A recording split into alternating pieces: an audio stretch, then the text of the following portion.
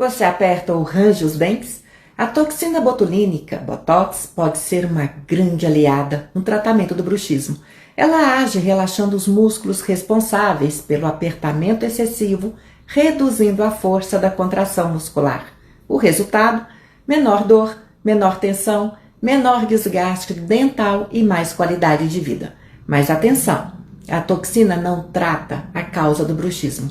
Por isso, a avaliação individualizada é fundamental para um tratamento completo e eficaz. Seu sorriso e sua saúde agradecem.